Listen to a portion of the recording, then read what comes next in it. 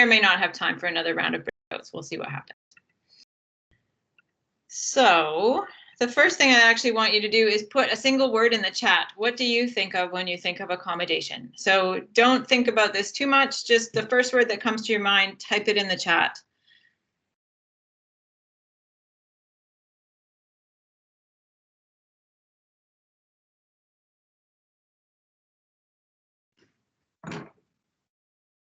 So I see access, equality, equity, accessibility, access. It's okay if you see the same word that you were thinking, you could even put a little thumbs up next to it.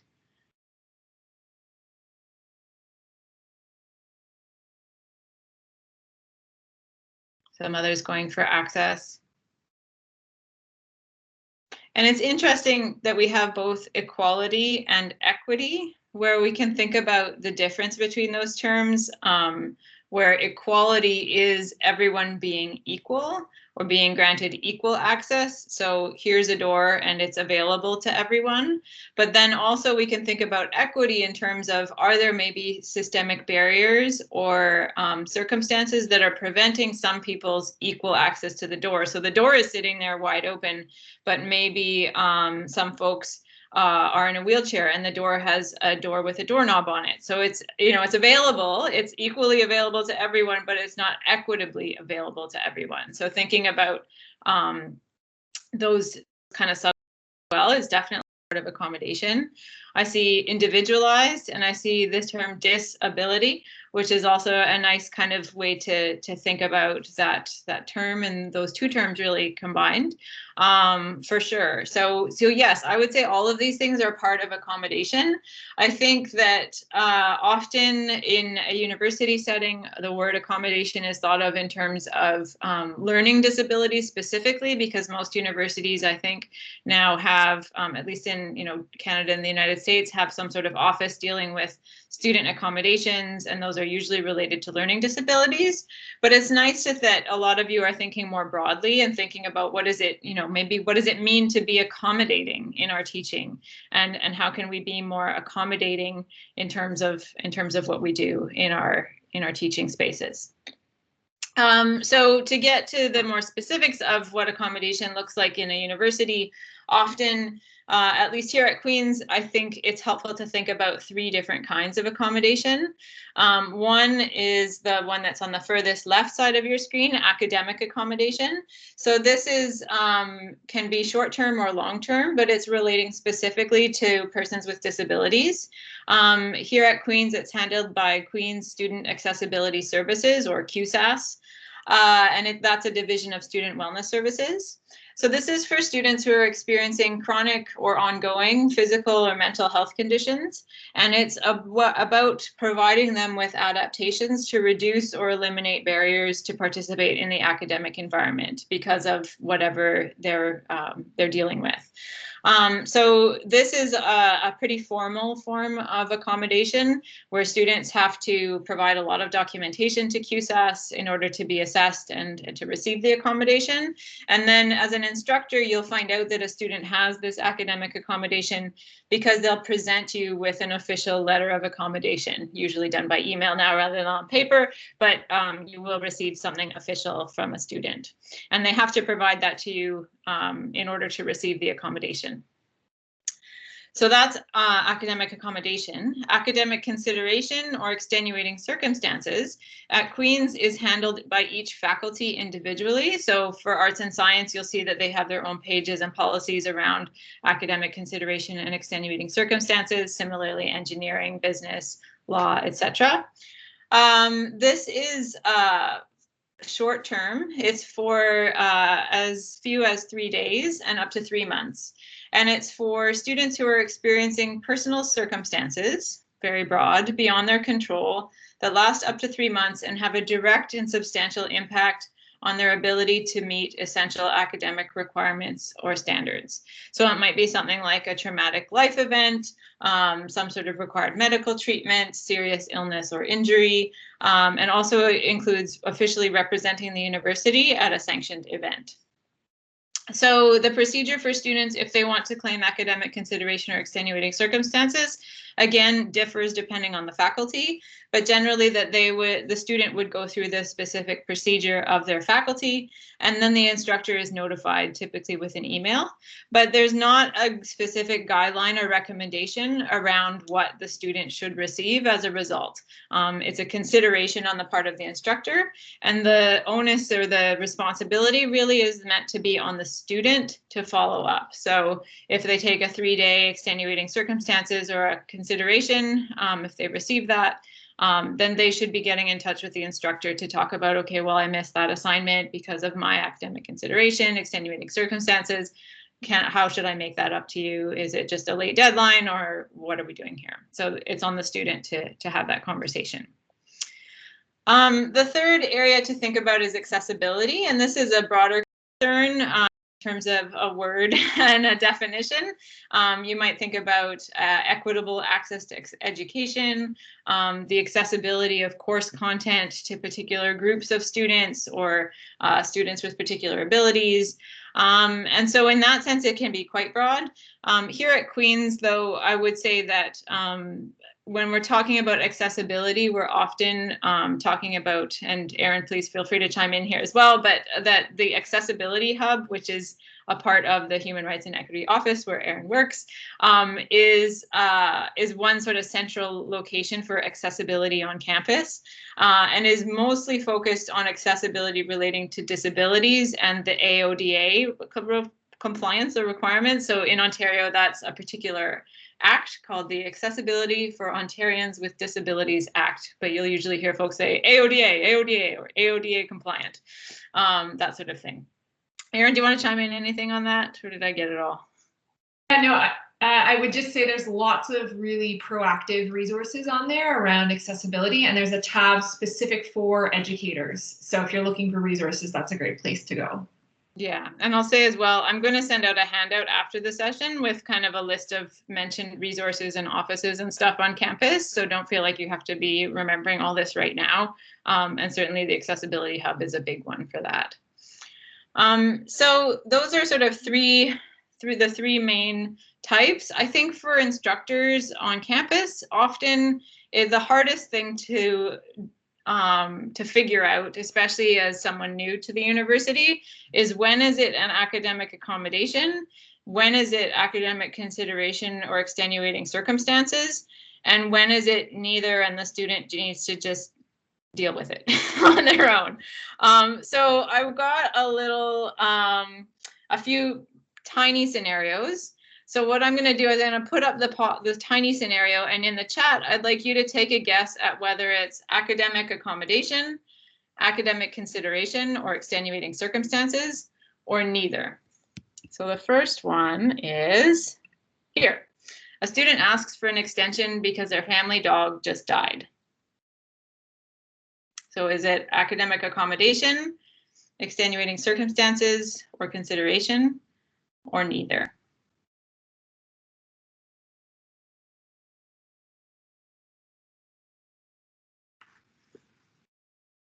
All right, so I'm seeing a few folks come. I'm not seeing anyone saying academic accommodation, which is definitely correct. I think the only reason this would be academic accommodation is if for some reason the family dog's death was relating to maybe a pre-existing mental health challenge that the student already had, that this was exacerbating, or something chronic and long-term that the student was experiencing, that this is somehow exacerbating. But I think it's pretty clear that this is not a long-term thing. So definitely academic consideration is a possibility. And I think the neither segment is also a possibility here, and that's where the kind of gray area is in terms of academic consideration. So a family dog dying can be devastating to one person and be manageable to another, and so that's where you kind of have to suss out the situation a little bit with the student. But it really does depend. In that sense. And I think I like Deb's comment, unless it's a therapy dog, because my next question is a student asks for an extension because their service animal just died. That feels much more like yes, we do need to do this and we need to do it now because this is actually a very clear barrier to your learning. So this might well be a place where they would need to seek some sort of formal accommodation, or maybe they already have a formal accommodation through QSAS, but they probably will also need the extenuating circumstances or consideration request, because I'll say QSAS sadly is not as well funded as it should be on campus, and so it can take them a while to process folks. They do their best, but sometimes pulling together all the documentation on the students' part, having that kind of assessed through QSAS's staff, plus now with doing everything remotely and doctors' offices being remote and everything, it's a mess. So having that extenuating circumstance in the meantime is important too. A couple more. A student is experiencing high levels of stress because of the number of exams they have. Accommodation, consideration, or neither.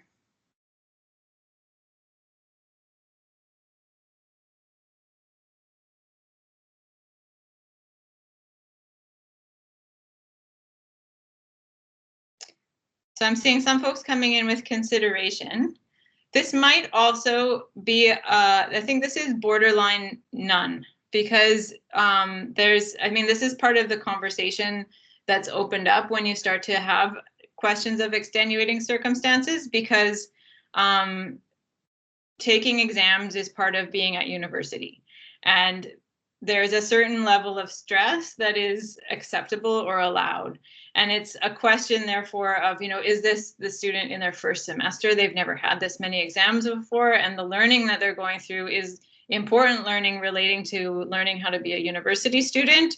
Or is it that the number of exams they have is compounding the stress that they have in other aspects of their life? That sort of thing. And so I'm seeing in the chat some of those subtle details coming out that, maybe you'd give them a break, as an instructor, showing compassion, empathy, and saying, okay, I'll do that for you. That's okay. But, pointing them to resources such as student academic success services or counseling, absolutely. Deb pointing out that if depending on whether this is relating to some sort of underlying mental health or long-term disability, for sure. So, if they already have issues of anxiety, and maybe those are documented through QSAS, and now they've got this compounding situation that's different from a student who's just stressed. There's so many reasons to be stressed, but who's experiencing this stress kind of in the moment. And then Paul's asking about multiple exams scheduled on the same day. There is a policy and a limit in terms of how many exams a student can have scheduled on a particular time, and that's something that's in the academic calendar. So certainly, in terms of how exams are scheduled, there are some rules in place around that. Okay, one more. A student needs to miss a required guest lecture because they're observing Yom Kippur. Is this accommodation, extenuating circumstances, or neither?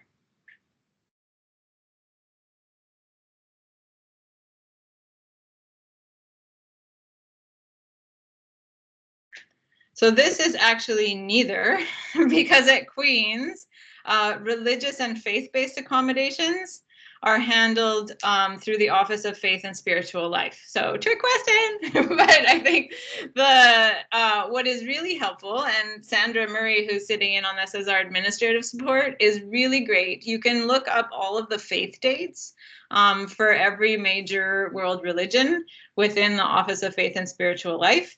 So if you're looking at scheduling major assessments, or you have a required guest lecture, check the faith dates and just see whether it's falling on a major, or, and it also classifies like this is a major, serious major holiday for this religion, or this is kind of an optional thing, or it's not as universally celebrated.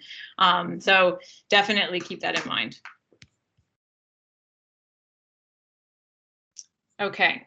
The other piece, I think, with accommodation, and Erin really spoke to this in her segment on inclusion, is that there's sort of the reactive part of it, but there's also the proactive side. So you can have a student come up to you and say, I'm super stressed because I missed the assignment because I had to go back to Toronto for whatever reason.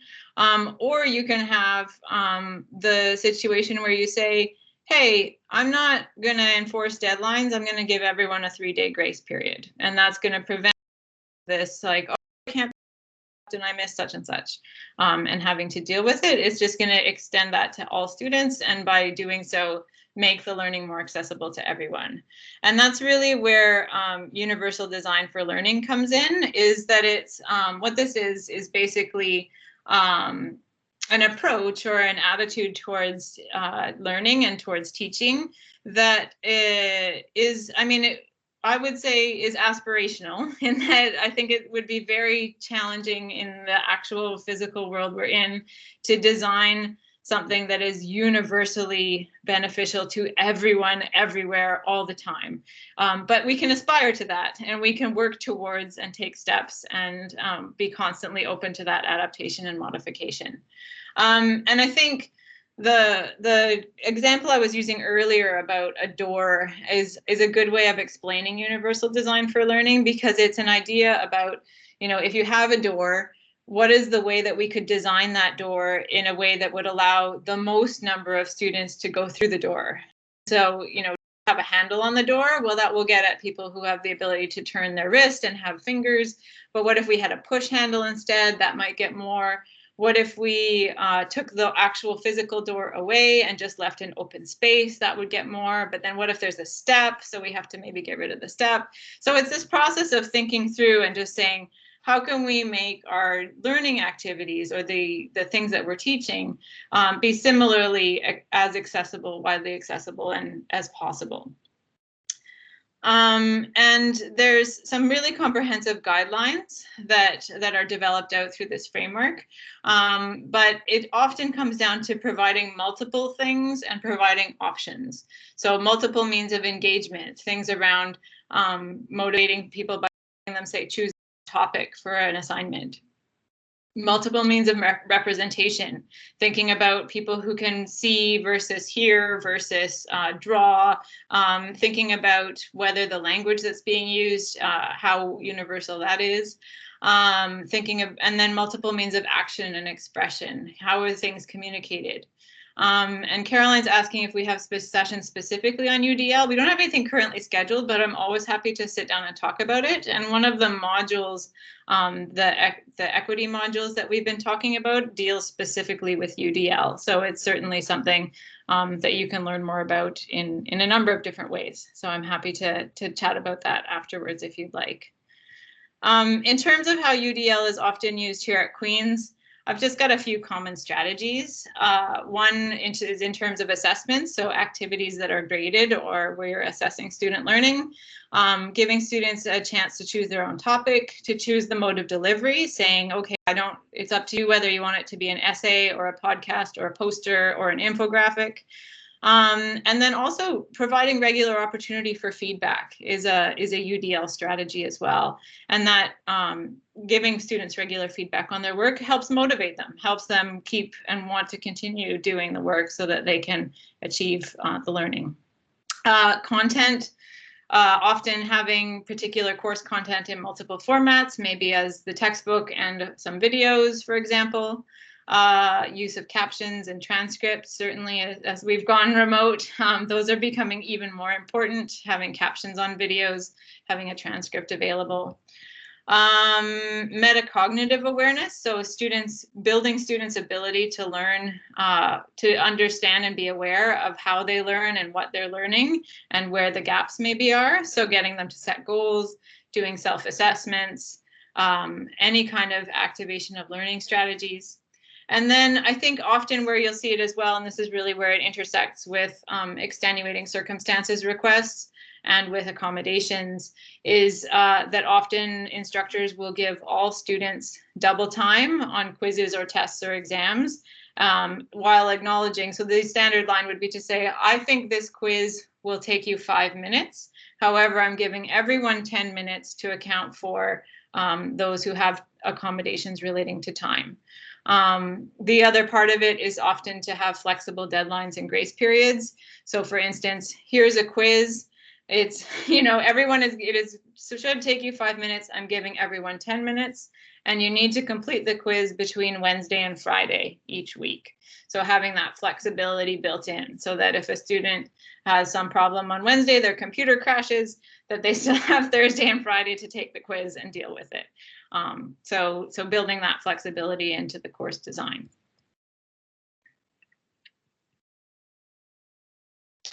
So there were some scenarios we were hoping to get to around this, but I think we have had a rich discussion talking about other things. So I think that's actually where I will leave it in terms of content for today. And I realize also that was quite a lot of me talking and not very much interactivity, but I'm wondering, I can see there have been some questions coming through about different topics coming on this theme, and kind of seeing some different things. Yes, Sandra, please stop recording.